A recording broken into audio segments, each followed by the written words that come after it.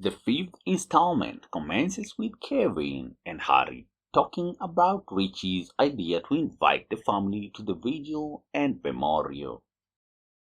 They are aware that it's a trap, but things are in motion and they can't stop it.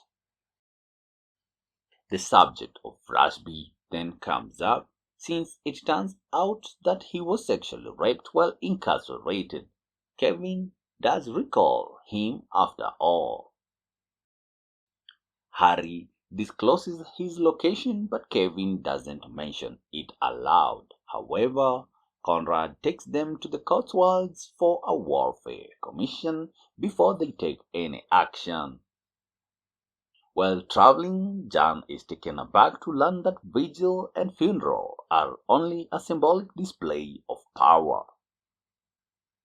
He wants to make the Harrigans look like the problem, and since he's upset and distraught, they would be entering hostile territory with no weapons at all. Eddie, in particular, has to exercise caution and refrain from excessive drinking if they attend. In addition, Harry has a backup plan and plans to sneak in some gear so they have someone to blame in case things go south. The quick answer is that they will accept the invitation. Eddie and Maeve disagree with Conrad's proposal and think it's a horrible idea, but Conrad ignores them. But it's Harry who uses one of Richie's tag, who also happens to be having a romantic relationship with Ron, to facilitate this arrangement. Thanks to his handset, which he cracked using the code, Harry has images. In any case, Harry succeeds in persuading the man to hide the firearms, and to make matters more agreeable, there is even some cash there as well. When Brendan visits Serafina, he extends an invitation to supper.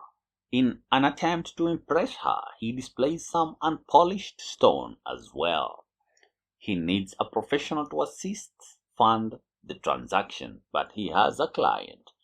But if they are to accomplish this, Serafina demands a cut of the money. Despite his best efforts, Brendan is unable to reach a compromise. Amidst of all this, Alice calls Jan and requests a meeting. Here, she learns about the burial and informs the cops about it. Maeve has already begun intoxication as the funeral proceeds. Eddie asks Harry and Kevin if they can be trustworthy in an attempt to agitate them while they are traveling. In any case, the Harrigans attend this solemn event, but Eddie ruins the spectacle by calling Richie Richard and even attempting to smudge Ron on the face. Throughout the entire time Richie is speaking, Maeve is constantly whispering in Conrad's ear that Richie is staring him in the eye. Though it definitely draws attention, Conrad wants her to remain silent in a murmur. While the wake is going on, Eddie sneaks upstairs. After searching through every detail and working as a coke vendor on the side, he finally finds himself at Harry's benevolence. Harry is stopped in the middle when he returns downstairs and sees Richie looking straight through Conrad. However, Maeve is the one who stirs up more trouble when she goes up to Ron. Maeve resumes drinking after Ron makes a veiled reference about her appearance, and the beverage has been tampered with to prevent her from making problems. However, she nods to Eddie to start a fight before she faints.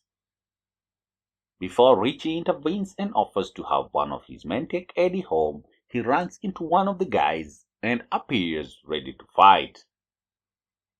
Richie and Conrad begin speaking privately. Given that the club owner has sighed, it appears that Richie knows who executed Tommy. He respects the Harrigans' presence but does not seek a battle of retribution. But Richie thinks Eddie is a target if he appears virtually anywhere, which is one significant requirement to avoid a major conflict. At the conclusion of this episode of MobLand, the big boys team, Conrad, Kevin, Harry, Richie, Ollie, and Charlie retreat to one of the Stevensons' palatial house's several rooms. Kevin and Harry are fully anticipating Richie to discuss Tommy's passing. Conrad responds to Richie's discussion of Israelites' atrocities against the Palestinians by saying he doesn't give a damn about other people's wars. In the rendezvous, Richie claims that he is fully aware that Eddie killed Tommy and it was not Valjean at all. However, as long as Conrad makes sure Eddie will never be discovered, heard, or seen solo in the UK, Richie is prepared to forget the entire ordeal. Afterwards, we witness Maeve recovering from her medically stimulated sleep. Thus, immediately after, she gives Paul instructions to put a bomb in Vron's car. And the next day, as soon as Vron starts the car, it causes a huge explosion like we have never seen. Vron is no longer alive. The gang war has officially begun because of Maeve, and Maeve and Eddie will be held accountable for the entire war.